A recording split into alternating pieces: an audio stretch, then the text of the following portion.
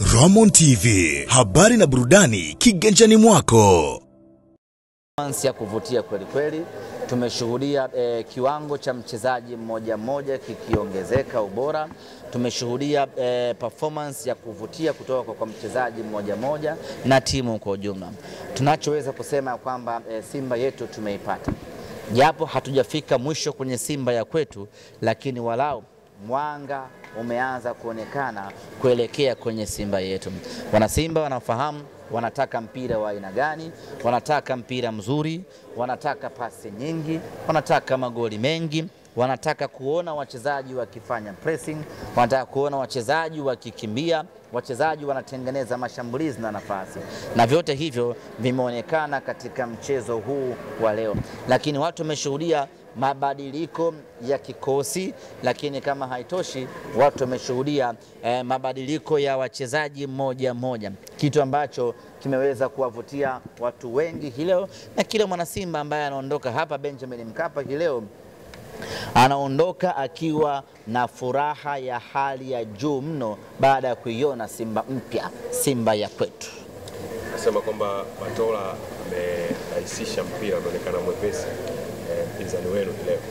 Ya, Matola ni moja kati ya makocha bora sana tuliokuwa nao barani Afrika, na tumeona hii leo namna ambavyo amekuwa na uthubutu wa kufanya mabadiliko ya kikosi, lakini kama haitoshi namna ambavyo amekuwa na uthubutu wa kuona yule pale hayuko sawa sawa, wacha ni mbadilishe.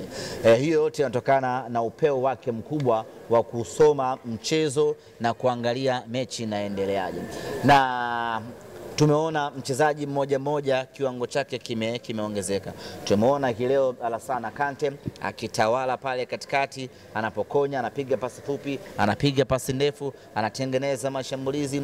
Tumemuona Budo ambaye hatujamuona kwenye kiwango bora namna hii kwa muda mrefu kwa kweli. Hii ni kazi ya muda mfupi ya Mwalimu Selemani Matola ya kuongeza viwango vya mchezaji mmoja mmoja, na hatimaye watu hii leo wameondoka hapa Benjamin Mkapa wakiwa wameridhika kwa 100%. Kumekuwa na kigugumizi cha man of the match kwa namna ambavyo wachezaji wote wameperform. Ya, walioteua wamepata kazi.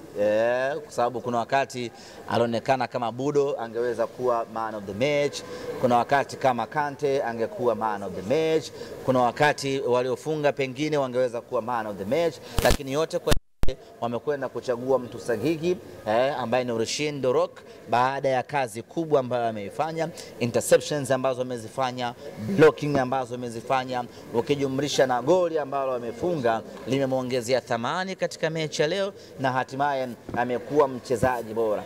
Na Rushin anafunga goli lake la pili katika ligi kuu ya Tanzania. Ni jambo la kufariji kuona ya kwamba ukiachilia mbali washambuliaji tunao wategemea, lakini hivi sasa tunapokuwa na mipira iliyokufa kuelekea katika lango la mpinzani, Rushin anaongezeka pale na anatengeneza options za wafungaji kuwa wengi. Bana, kwa pila ambalo limepigwa leo, wana Simba wasishangae Matola ataachiwa timu.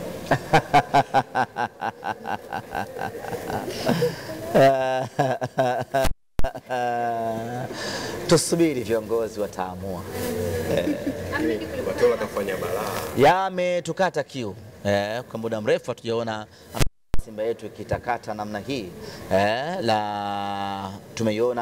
Tumeona maingizo ya wachezaji wapya, Semfuko Charles, na amefanya kazi kubwa kwa kweli, anachukua na achia moja, yani kama bahari hakai na uchafu. Hiyo yote ni kazi ya Selemani Matola ya kumwambia bwana, wewe unaweza, nenda kafanya vitu basic, dunia itafurahi. Kama vipi apewe? Najua Matola ni kocha mkubwa sana. Na kwa ligi ya ndani hii Matola anaweza akakupa kila kitu ambacho unakihitaji.